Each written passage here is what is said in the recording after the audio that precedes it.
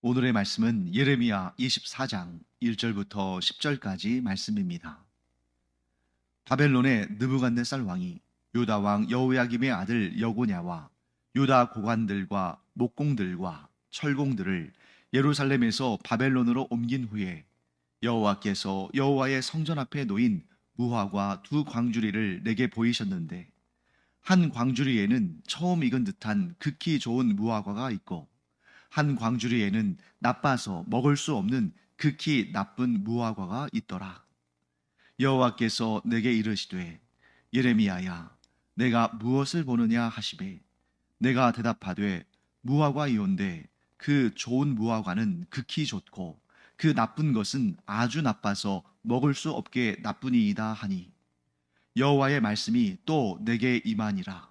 이르시되, 이스라엘의 하나님 여호와께서 이와 같이 말씀하시니라.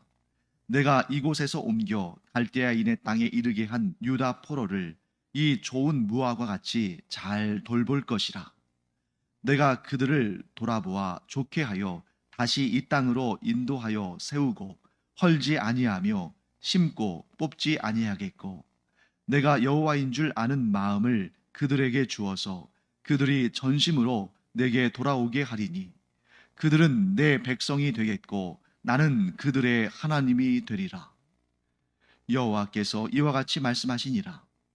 내가 유다의 왕 시드기야와 그 고관들과 예루살렘의 남은 자로서 이 땅에 남아 있는 자와 애굽 땅에 사는 자들을 나빠서 먹을 수 없는 이 나쁜 무화과 같이 버리되, 세상 모든 나라 가운데 흩어서 그들에게 환난을 당하게 할 것이며, 또 그들에게 내가 쫓아보낼 모든 곳에서 부끄러움을 당하게 하며 말거리가 되게 하며 조롱과 저주를 받게 할 것이며, 내가 칼과 기근과 전염병을 그들 가운데 보내 그들이 내가 그들과 그들의 조상들에게 준 땅에서 멸절하기까지 이르게 하리라 하시니라. 네, 오늘 우리가 읽은 이 예레미야 24장의 시대적 배경은 주전 597년경입니다. 이 해가 왜 중요하냐면, 여호야김의 아들 여호야긴이 바벨론의 포로로 끌려간 해입니다. 그 여호야김이 상당한 기간, 한 13년 가까이 이렇게 유다 왕국의 왕으로 있다가 느부갓네살 왕에 의해서 폐위가 됩니다. 그리고 그가 바벨론에 끌려가서 죽임을 당합니다. 그리고 이 바벨론의 왕이 유다 왕국의 왕을 지정하여 세우는데, 그가 바로 죽은 여호야김의 아들 여호야긴입니다. 여호야긴은 상당히 어린 나이에 왕위에 올라갔죠. 그런데 안타깝게도 단 3개월 만에 또 폐위가 되어가지고 바벨론의 포로로 끌려갑니다. 그리고 나서 이제 세워지는 왕이 이 여호야김의 동생이자 또 끌려간 왕인 여호야긴에게는 삼촌이 되는 요시야 왕의 셋째 아들 시드기야죠. 그리고 그 시드기야가 한 10년, 한 11년 정도 이렇게 유다 왕국을 다스리다가 결국 주전 586년에 남유다 왕국이 멸망당할 때에 그가 이제 심판을 받고 그 느부갓네살 왕에게 죽임을 당하게 되죠. 그게 이제 주전 586년의 사건입니다. 그때로부터 약 11년쯤 전에 시대적 배경을 다루고 있는 것입니다. 자, 여호야긴과 그의 고관들과 또 목공들과 철공들을 예루살렘에서 바벨론으로 옮겨가게 하셨다. 이렇게 말씀하고 있죠. 성경은 느부갓네살 왕이 한 일입니다만, 그 일을 이루신 분은 사실은 하나님이시죠. 하나님께서 여호야긴과 그의 고관들과 또 목공들과 철공들을 바벨론으로 옮겨가게 하셨다. 이렇게 정의를 내릴 수가 있습니다. 자, 여호야긴과 그의 고관들을 바벨론으로 끌고 간 이유는 뭘까요? 일종의 인질이죠. 즉 바벨론의 느부갓네살 왕이 여호야긴과 또 뭐 그의 고관들과 목공들과 철공들 그냥 이 유다 땅에 남겨둘 수도 있었지만 그들을 인질로 끌고 감으로 말미암아 이 유다 땅에서 반란이 일어나지 못하게 한 겁니다. 자, 만일 그들이 반란을 일으키면 이 유다 백성들이 반란을 일으키면 어떤 일이 발생하겠습니까? 여호야긴도 또 고관들도 목공들도 철공들도 다 죽임을 당하겠죠. 근데 그들은 모두 또 지금 이 유다 땅에 있는 사람들의 또 가족이고 친척이고 동족 아니겠습니까? 그래서 인질을 끌고 가는 이유는 그 인질이 쓸모가 있기 때문이죠. 이 바벨론 느부갓네살 왕에게 있어서 이 인질들의 쓸모는 뭐겠습니까? 유다 땅에서 반란이 일어나지 못하게 하는 것. 그리고 또 내가 이 유다 땅의 왕과 고관들과 목공들과 철공들을 포로로 끌고 갔다 하는 것은 자기의 권세와 위엄과 능력을 말해주는 것이기 때문에 이런 일을 했다는 거죠. 자, 그렇다면 목공들과 철공들은 왜 데려갔을까? 자, 목공들과 철공들은 그야말로 나무를 다루는 사람들, 철을 다루는 사람들 이렇게 말할 수 있습니다만 그들이 상징하는 것은 어떤 의미냐면 유다 왕국의 경제와 국방에 관한 모든 능력을 상실하게 했다. 자, 목공들은 뭐 건축을 한다든지 또 뭐 무기를 만들 때도 사용되겠죠. 또 여러 가지 다양한 그런 기술 이런 부분에 있어서 실력자들이고 전문가들인데 그들이 쑥 다 유다 왕국에서 빠져나가면 유다 왕국에는 사실 그러한 토목공사나 뭐 이런 일들을 감당할 수 있는 사람들이 이제 없어지는 거죠. 그 다음에 철공들은 주로 군사적인 측면에 있어서 효용성이 있었겠죠. 물론 농사에도 농기구를 만들 때도 필요합니다만, 즉 무기나, 즉 군사력을 위한 무기나, 또 경제력을 위한 그러한 산업이나 이런 부분에 있어서 아주 유능한 능력이 있는 전문가들을 다 바벨론으로 데려가서 거기에서 그들을 이용할 뿐만 아니라 동시에 유다 왕국의 경제와 국방력이 현저히 떨어지게 만드는 그런 정책이라고 볼 수가 있습니다. 또 한 가지 이 포로로 끌려감으로 말미암아 이 여호야김과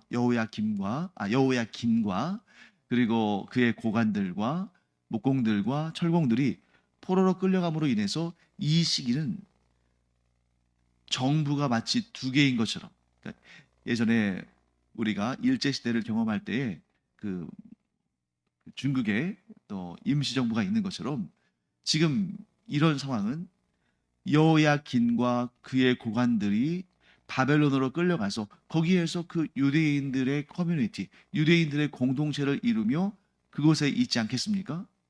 또 한편으로는 이 유다 땅에는 시드기야와 그의 고관들과 그 백성들이 또 있는 거고요. 그래서 지금 이렇게 둘로 나눠져 있는 상태입니다. 여호야긴을 비롯한 바벨론에 거주하는 유대인들, 또 시드기야를 비롯한 유다 땅에 거주하는 백성들, 이렇게 나뉘게 되는데 오늘 환상에서는 이 둘을 대조하시는 하나님의 뜻, 하나님의 말씀이 등장하고 있죠. 무엇을 통해서요? 두 무화과 광주리의 환상을 통해서 하나님께서 예레미야에게 두 광주리의 무화과들을 보여주셨는데 이 무화과 두 광주리가 이 양쪽을 상징한다는 것입니다.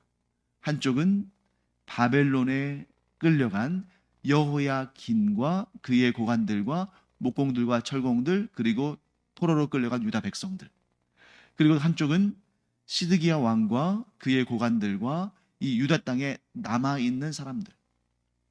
자, 하나님께서 뭐라고 하시냐면 하나는 극상품의 좋은 무화과 열매고 다른 하나는 정말 먹을 수 없는, 버려질 수밖에 없는 그러한 질 나쁜 무화과 열매다. 자, 그러면 우리가 이런 구도를 뭐 성경에서 여러 번 우리가 보았으니까 이런 구도를 딱 접하면 그 의미를 알겠죠.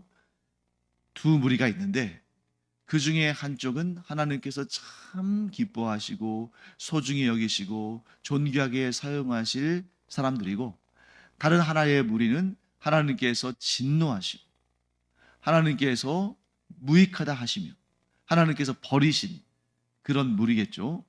자, 그러면 보통은 어떻게 생각하기 쉽냐면, 자, 포로로 끌려간 것은 누가 봐도 징계고 저주고 심판이고 고통이고 실패 아닙니까? 또 유다 땅에 남아있다는 것은 그들이 상대적으로 옳았고 의롭고 하나님의 은혜와 긍휼 가운데 있다고 생각하기 쉽죠. 그런데 하나님의 뜻은 완전 반대였어요. 하나님께서 뭐라고 하시냐면 5절 말씀 볼까요? 이스라엘의 하나님 여호와께서 이와 같이 말씀하시니라.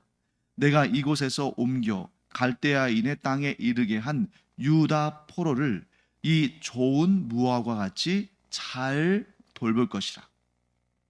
그리고 6절 내가 그들을 돌아보아 좋게 하여 다시 이 땅으로 인도하여 세우고 헐지 아니하며 심고 뽑지 아니하겠고. 심지어 7절 말씀에서는 이렇게까지 말씀하십니다. 내가 여호와인 줄 아는 마음을 그들에게 주어서 그들이 전심으로 내게 돌아오게 하리니 그들은 내 백성이 되겠고 나는 그들의 하나님이 되리라. 얼마나 복된 말씀입니까?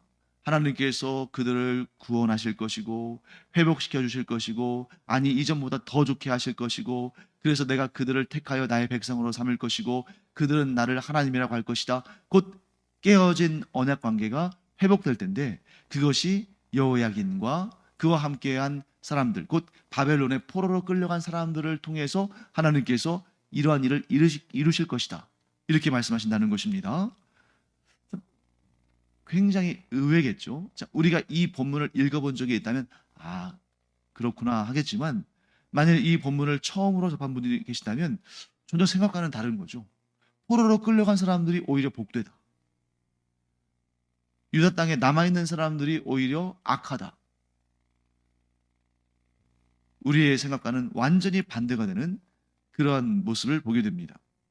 반면에 8절 말씀 보시면 여호와께서 이와 같이 말씀하시니라.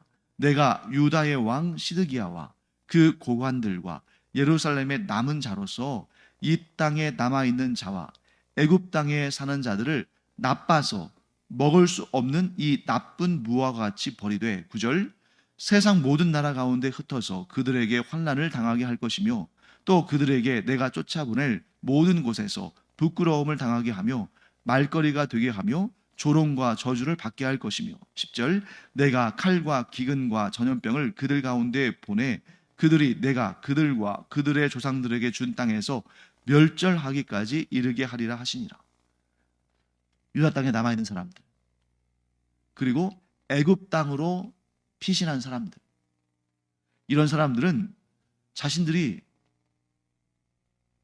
성공했다고, 자신들이 하나님의 은총을 얻었다고, 자신들이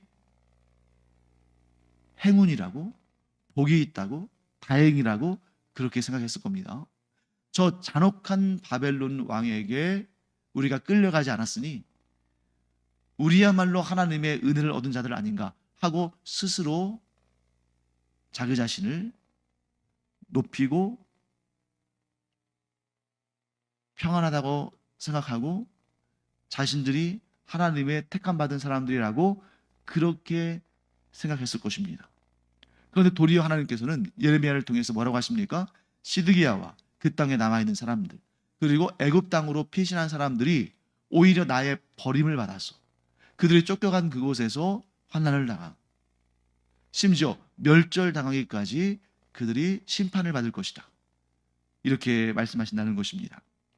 자, 그런데 이게 그냥 상징적으로만 그렇게 말씀하신 것이 아니라 실제로 역사상 하나님께서 이 예레미야를 통해서 주신 말씀이 이루어집니다.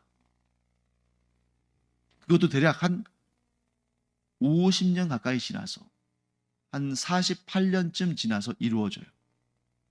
그 내용이 이스라엘의 역사를 기록하고 있는 열왕기 하의 마지막 본문, 열왕기 하의 끝장인 25장 27절부터 30절까지 그 역사를 기록한 내용에 하나님께서 이때로부터 무려 48년 전에 예레미야를 통해서 예언하신 말씀이 그대로 이루어지게 하십니다. 제가 한번 읽어보겠습니다. 열왕기하 25장 27절부터 30절까지 말씀입니다. 유다의 왕 여호야긴이 사로잡혀 간 지 37년, 곧 바벨론의 왕 에윌 무로닥이 즉위한 원년 12월 그달 27일에 유다의 왕 여호야긴을 옥에서 내놓아 그 머리를 들게 하고 그에게 좋게 말하고 그의 지위를 바벨론에 그와 함께 있는 모든 왕의 지위보다 높이고 그 죄수의 의복을 벗게 하고 그의 일평생에 항상 왕의 앞에서 양식을 먹게 하였고 그가 쓸 것은 날마다 왕에게서 받는 양이 있어서 종신토록 끊이지 아니하였더라. 자, 주전 597년경에 바벨론의 느부갓네살 왕이 여호야긴과 그의 고관들과 목공들과 철공들을 바벨론으로 포로로 끌고 갔습니다. 그리고 바벨론의 왕으로 느부갓네살 왕이 있는 동안에는 이들은 너무너무 고통스럽고 정말 이 어디에도 비교할 수 없는 그런 처절한 포로의 삶을 살았습니다. 그런데 그로부터 37년이 지나서 이제 느부갓네살 왕이 죽고 그의 아들 에윌 무로닥이 왕에 등극하던 해에 완전히 극적인 반전이 일어났습니다. 그래서 에윌 무로닥은 그 아버지 느부갓네살 왕이 그렇게 했던 것처럼 이 여호야긴과 그의 고관들과 그 유다 백성들을 괴롭히고 박해하고 한 게 아니라 이 여호야긴 왕을 감옥에서 풀어주고 죄수의 옷을 벗기고 심지어 그를 높이는데 그 대제국 바벨론 제국 안에 수많은 나라와 민족으로부터 왕과 고관들이 포로로 끌려오지 않았겠습니까? 유다 왕국의 여호야긴과 그의 고관들만 포로로 끌려온 게 아니에요. 그 당시에 서아시아를 장악한 패권을 차지한 이 바벨론이 각 나라와 민족들로부터 그들의 왕과 그들의 고관들과 귀족들을 포로로 끌고 왔습니다. 다 그들이 그런 비참한 삶을 살았어요. 그런데 에윌 무로닥이 여호야긴 왕을 풀어줬습니다. 아마 이 여호야긴 왕뿐만 아니라 포로로 끌고 온 다른 나라와 민족의 왕들과 고관들도 풀어줬을 겁니다. 정책이 바뀐 거죠. 좀 부드러운 정책으로 바꾼 것이겠습니다. 그런데 그때에 여호야긴 왕이 다른 모든 왕들과 동일하게 대우를 받은 것이 아니라 특별히 여호야긴을 다른 왕들보다 높였다고 말씀하잖아요. 그 얘기는 뭘 의미합니까? 여호야긴에게 특별한 은혜를 베풀었다는 거죠.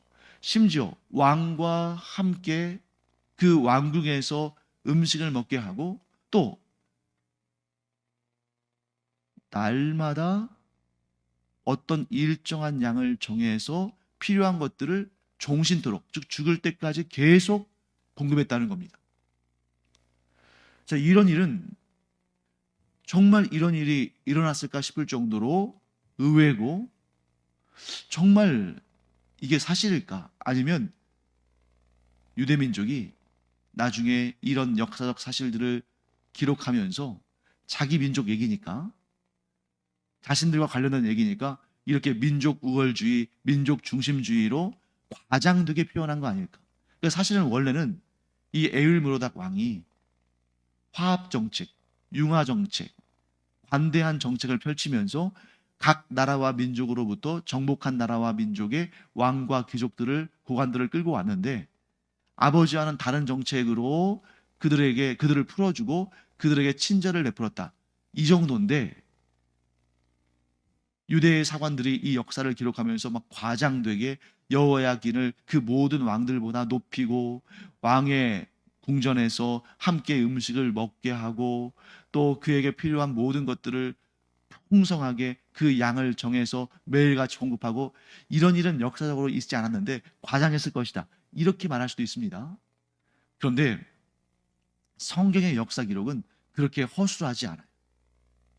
우리가 뭘 알 수 있냐면 만일 정말 그렇게 유다에 편중된 자기 문화, 자기 민족, 자기 백성 중심의 그런 국수주의적이고 그런 과장된 역사를 기술했다면 여호야긴뿐만 아니라 시드기야, 또 이스라엘 왕들의 그 끔찍한 범죄와 그들이 받은 처벌에 대해서 그렇게 상세하게 적지 않았을 거예요. 자, 예를 들면 시드기야 왕 같은 경우에는 어떻습니까? 그가 바벨론에 저항하다가 바벨론의 그 느부갓네살 왕이 예루살렘을 침략해서 완전히 그 예루살렘을 무너뜨리고 시드기야가 보는 앞에서 그 아들들을 죽이고, 그리고 그 아들들이 죽는 장면이 그가 눈으로 본 마지막 장면이 되도록 시드기야의 두 눈을 뽑아버리고 바벨론에 끌고 가서 그를 끔찍하게 처형하는 그런 역사 기록하지 않았을 거예요. 그런데 성경을 보시면 여러분들 아시겠습니다만, 심지어 아담 때부터 노아와 아브라함과 야곱과 또 요셉과 그의 형제들 이야기와 사사기와 또 왕정시대와 그 모든 역사들을 보면 정말 너무 심할 정도로 그들의 연약함과 죄악과 허물과 이런 것들을 들추지 않습니까?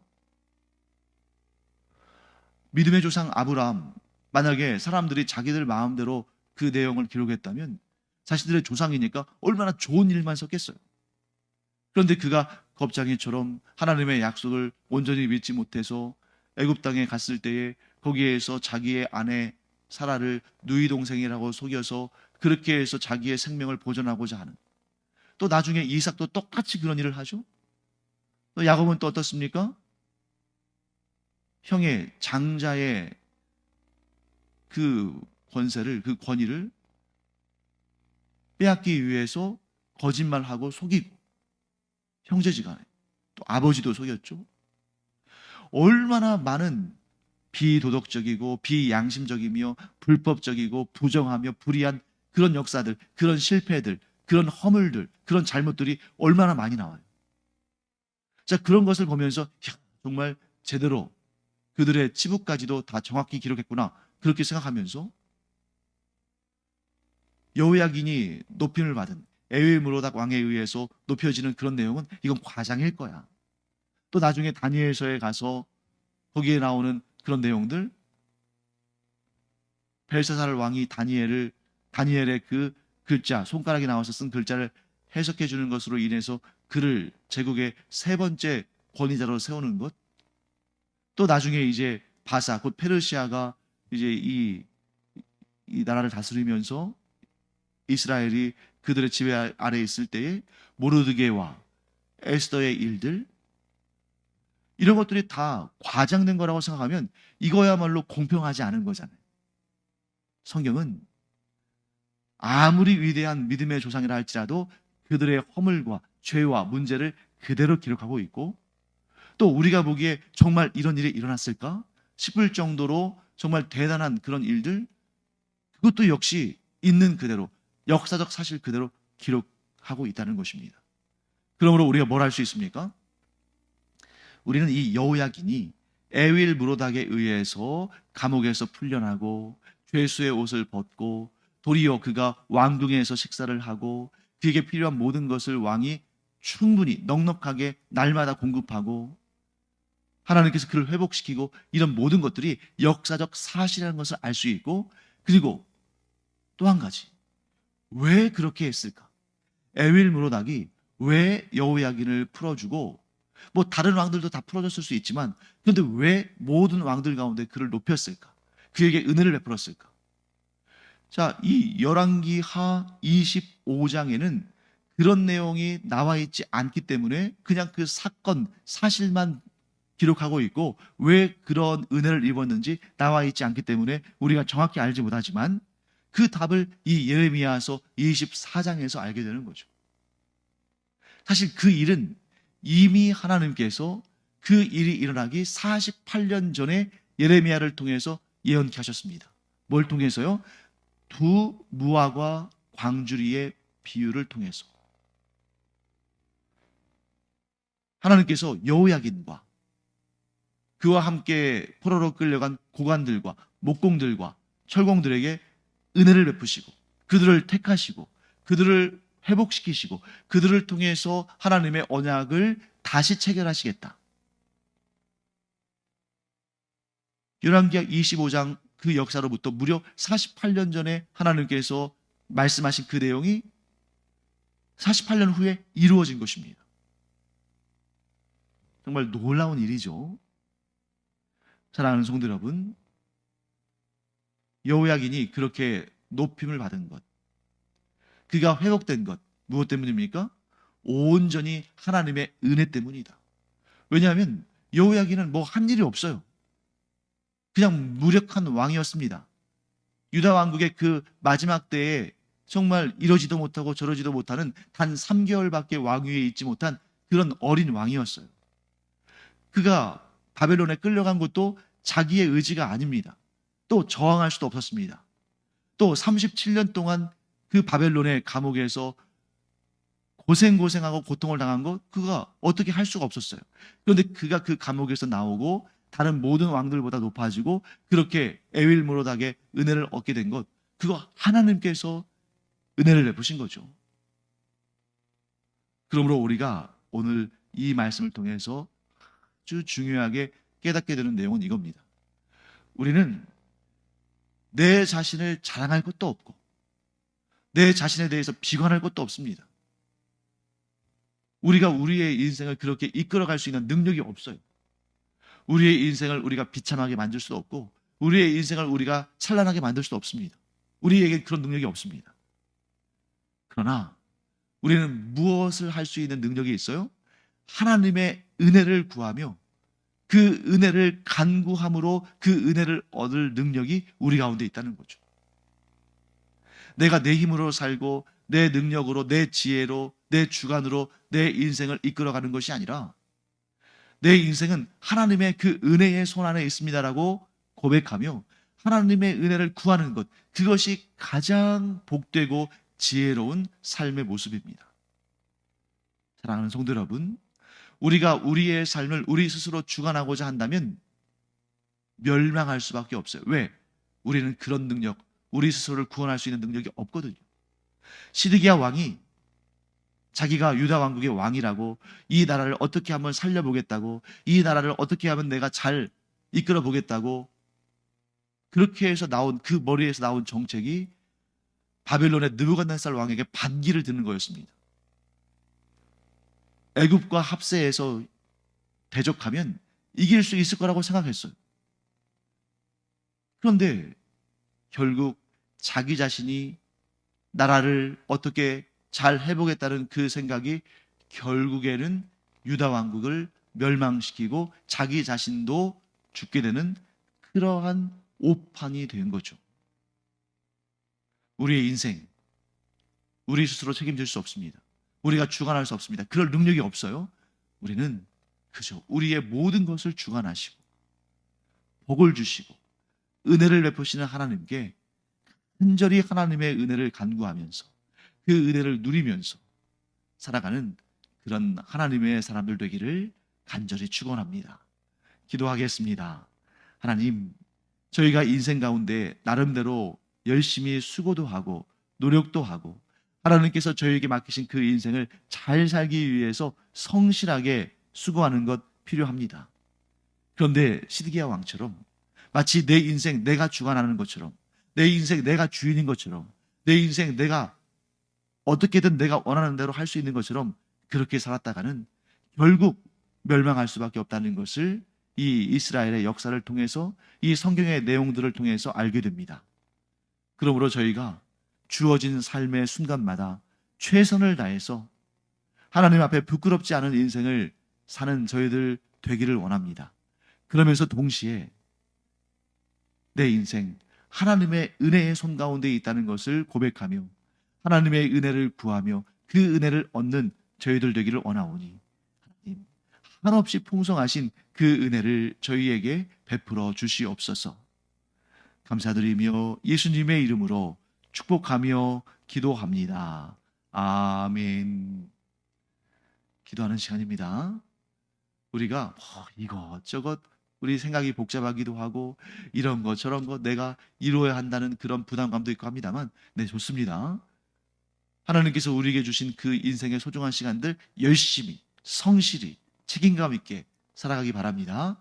그러나 그 모든 것 위에 우리가 반드시 구해야 할 것, 어쩌면 다른 것 다 놓치더라도 이거 하나는 놓치면 안 되는 것, 무엇입니까? 하나님의 은혜를 구하는 것.